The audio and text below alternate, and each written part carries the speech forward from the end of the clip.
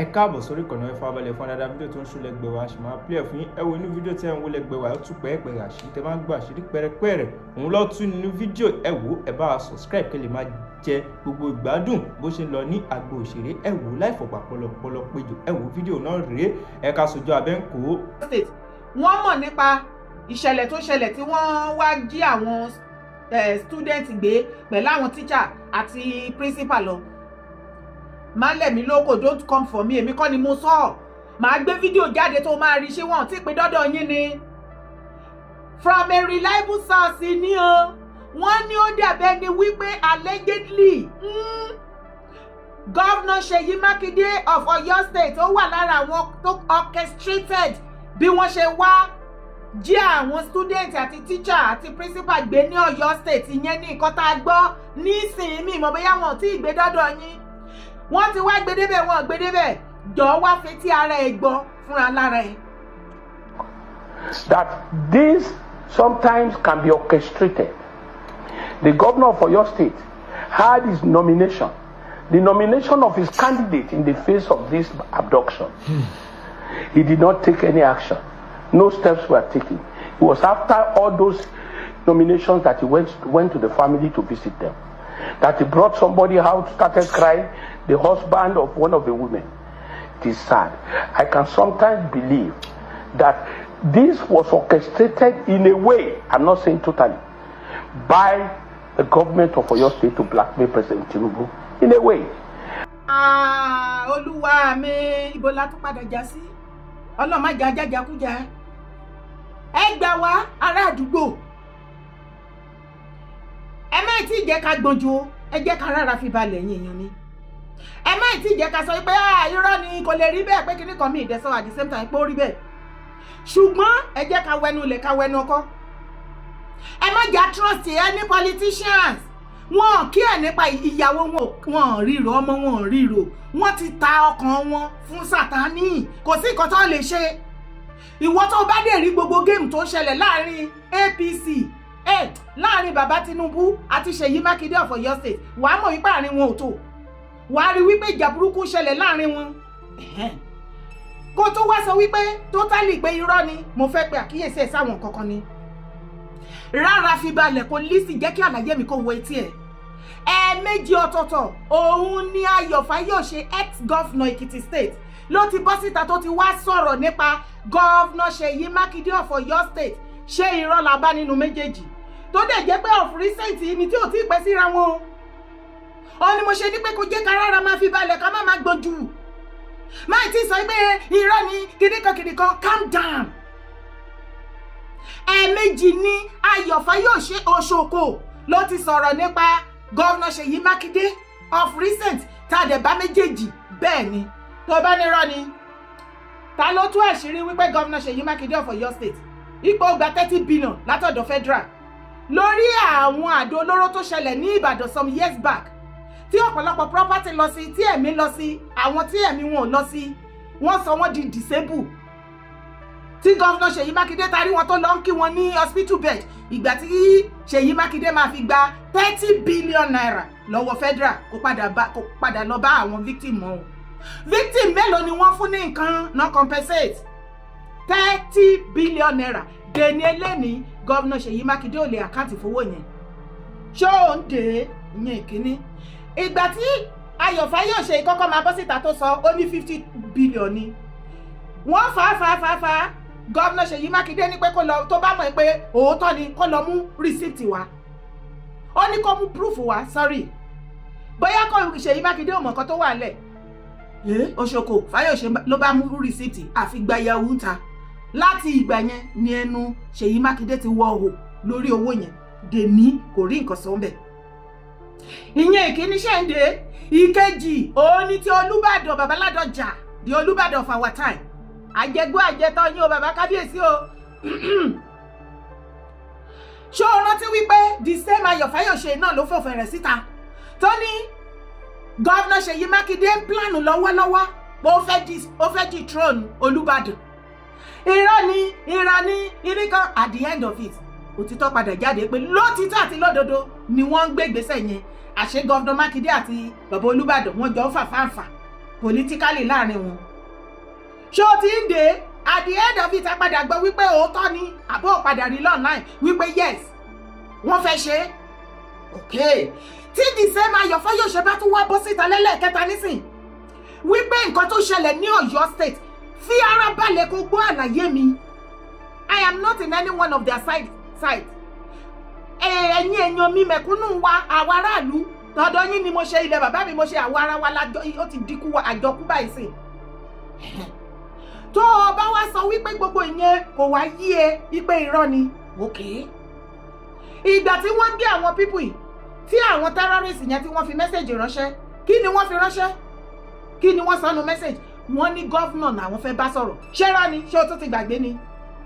Èmi from my own mi mọ̀ tàwọn blogger mi àbí media mi èmi personally mo pé gbogbo ẹ̀yin èèyàn mo ṣe fídíò láìmọye ìgbà mo ní kíní yẹn ó fẹ́ máa get as a bí òun lójú tèmi tó bá jẹ́ ní the whole of southern part of Nigeria títí wa ìta belong sí ni èmi ò tí ì rí ìgbà kankan tí wọ́n ná jíyàn gbé owó náà máa béèrè wọ́n dìmáàdì fún rice àti rẹ́lẹ̀ tán dìmáàdì fún veggie mi ì tí ì rí èyí tí wọ́n sọ wípé wọ́n àfi kọ́kọ́ bá gọ́fúnà yẹn sọ̀rọ̀ mo ní kẹ́jẹ́ ká mo ní kíní yẹn kẹnu mo ní kíní yẹn ò normal mo ní there is more to it àbí mi ò sọ ẹ̀yin tẹ́ bá rí fídíò tẹ́ ẹ̀ tí ìgbàgbé torí kò tí ì lè tó a week àbí kò tí ì lè ju a week lọ.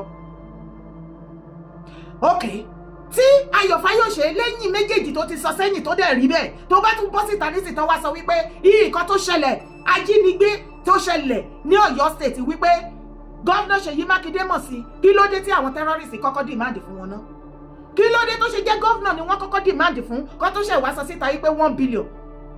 Does that mean wípé after táwọn àti gọ́vnà ti sọ̀rọ̀ tán ṣé gọ́vnà ló sọ fún wọn pé kó dìmáàdì fowó yẹn ni what is happening secret wà nú ọ̀rọ̀ yìí ẹ rántí o ní ìgbà tọ́rọ̀ ẹ̀ jáde mo pè mí nínú fídíò mi mo sọ o mo ní iṣẹ́ tí wọ́n ṣe yìí mo ní kidnapping ti neat jù ó ti clean jù ó lọ́wọ́ lẹ́nu gbogbo ọ̀pọ̀lọpọ̀ tí ó ní àròjinlẹ̀ tí ò kì í ṣe ọmọ àlè àárín wa gbogbo wa lájọ believe wípé ọ̀rọ̀ yìí ti neat jù ó ti clean jù operation yẹn ti neat jù ó ní ọwọ́ ọ̀nù lé nínú. Yet látọ̀dọ̀ tèmi mi ò tí ì sọ wípé bẹ́ẹ̀ ni ṣùgbọ́n ohun tó wà online tó ń jà rìnrìn sí nìyẹn ṣùgbọ́n tẹ́gun àtiró bá wá wọlé téèyàn àtiró wá padà jáde ta ni ò wá mọ̀ ìpégun àtiró tó wọlé òun lèyàn àtiró tó jáde jẹ́ kó máa ró níkún àwa méjèèjì ṣé ó dẹ̀ mọ̀ pé politician wọn lọ́rùn bọ́ ṣe wà yẹn ẹ̀mí aráàlú ò jọ wọn lójú ọmọ wọn ìyàwó wọn kò sí nǹkan tó kàn wọ́n ipò yẹn ti rúbọ wọn lójú wọ́n ti béṣù mulẹ̀ wọ́n béṣù sùn wọ́n béṣù jẹrin kì í ṣe èṣù pé kí ní àṣetánì ni mò ń sọ o so má sọ wípé gọ́vnà yan kan ò lè ṣe kankan kò sí nǹkan tó kàn wọ́n tó o bá wá jókòó politically tó o rí bó ṣe ń ṣẹlẹ̀ láàárín bàbá Tinubu àti Ṣèyí Mákindé wàá mọ̀ wípé ó possible the same Ṣèyí Mákindé ìṣẹ́ ti gbàgbé wípé ńgbà tí wọ́n fẹ́ wá láti north nígbà Buhari tó fẹ́ wá bọ́ sílé Ìgbòho Ṣèyí Mákindé was aware yes ó wà aware nípa ẹ̀ he did nothing because ó fẹ́ kọ́pà Ìgbòho náà so ìwọ̀nba ni kò defend Ṣèyí Mákindé mọ́ you see that guy tájọ́ ń wò yẹn nǹkan burúkú tẹ́ bá ń gbọ́ nǹkan burúkú ẹ ṣàjẹ́ ká dé mọ́bẹ̀ ìyẹn ni tibẹ̀ ibẹ̀ ni kọ́kọ́ là ń lọ Lagos State Governor Jídé Sanwó-Olú gbogbo ẹ̀yin ọmọ Lagosians gbogbo yín pátápátá wọn ló ti dọ́dọ̀ yín náà ẹ wo iye ọdún tá ti pariwo tí gbogbo yín ò gbọ́ tẹ́ ẹ gbà terrorist ti gba Lagos State kan ìwọ tó bá ń gbé Lagos State ṣọ́ra ẹ o wá wo fídíò fúnra ẹ. keep quiet until they beat you. wọ́n ti mú gbogbo wọn o inú mọ́tò náà wà yìí o odidi kóró pé wọ́n tún gbéra wọn ní o Jagaba security kò máa patrol báyìí o security kò máa patrol everywhere báyìí o wọ́n ti wo Èkó wọ́n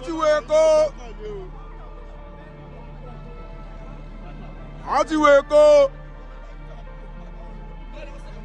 ọmọ.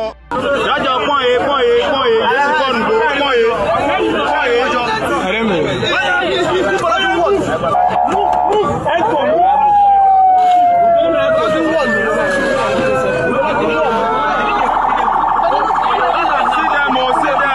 See them. Let them not leave them o na them be this o. See them.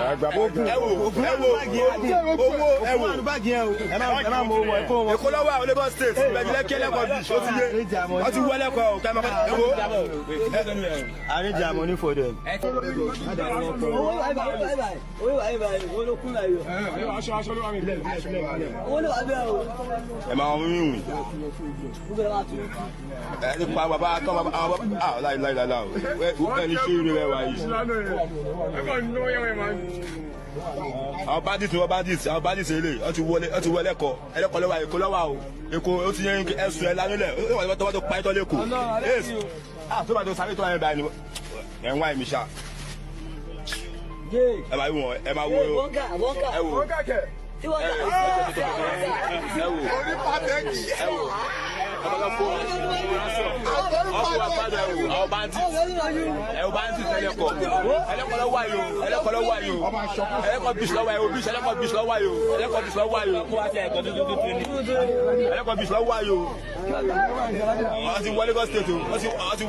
kó wọn lọ wọ́n yìnbọn sókè nígbà tí wọ́n ṣe báyìí tán àwa náà wá kígbe gótó yọba ẹgbà ni a lọ sí ètò ọlọ́pàá lójú ẹsẹ̀ àwọn ọlọ́pàá náà dé a ní láti sọ fún ẹ pé tá a rí nì.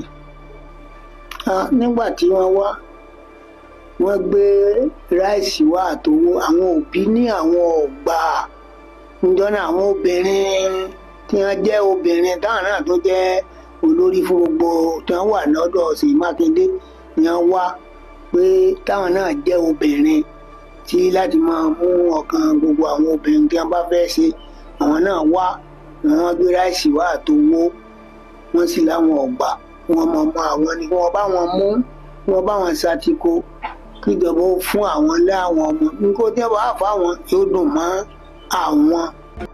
ọ̀rọ̀ ti ń dojú ẹ̀ báyìí ẹ ti ń mọ lọ́rùn ẹ ti ń wo ikú ti ń wò yín ẹ̀yin náà ti ń rí ẹ ti ń dìde ẹ wo iye ọdún tó tẹ̀kì yín ẹ̀yin ọmọ kó o tún àjíire tá a ti pariwo ìbàjẹ́ wípé bí gbogbo yín ṣe wá múra sìn láti ìgbà tá a ti pariwo lẹ́tí jẹ́ ká múra bẹ́ẹ̀ ṣe múra yìí gbogbo nǹkan tó ṣẹlẹ̀ bóyá àfẹ́ ìbá má ṣẹlẹ̀ sí wa but still náà kò tún tí ìbàjẹ́ if only we continue like this láti máa monitor everything around wa ẹgbẹ́lé wa neighbor wa ṣe wá rí ẹ̀yin ọmọ àlè ìran Yorùbá kan tí ẹ̀ ń dìfẹ́ǹdì Fúlàní wọ́n ti pẹ́ láàrin yín wọ́n ti mọ̀ láàrin yín ẹjọ́ ń sùn wọ́n ń bá yín sùn ẹ ti fẹ́ wọn lọ́kọ ẹ ti fẹ́ wọn láya wọn ò lè ṣe kankan ẹ ti kú tán wọn ò tí ì sin yín ni tó bá ti jí sẹ́ẹ̀tì yín yìí gbé ẹ má expect ransom látọ̀dọ̀ anybody ẹ dúró ṣe rí neighbor yín yẹn òun ló máa gbé yín gẹ́gẹ́gẹ́ tá gbé yín lọ́mọ tá gbé yín lọ́kọ you don't know these people are you not telling us wípé àwọn ẹ máa ń rò wípé gbogbo ẹ̀yà ló dàbí àwa Yorùbá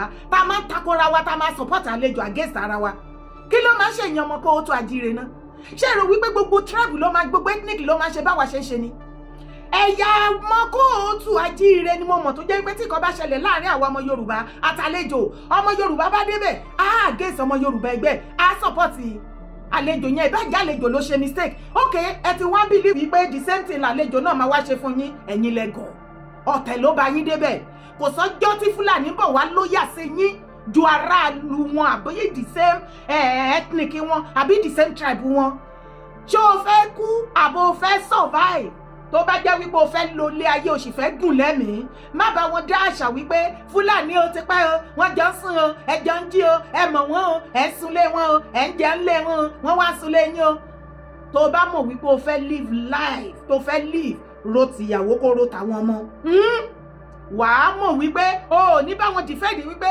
Fúlàní kan ti wà lọ́dọ̀ yín láti ọdún tó ti pẹ́ ṣe bẹ́ẹ̀ rí Ìbẹ̀jò Lẹ́kì ní fídíò tẹ̀rí yẹn Ìbẹ̀jù Lẹ́kì ní Lagos State ní island ibẹ̀ òun lẹ̀ ń rí yẹn ní inú Lagos State terrorism ti wà ní every nooks and cranny Lagos State má dúró kí gọ́ọ̀mẹ̀ntì make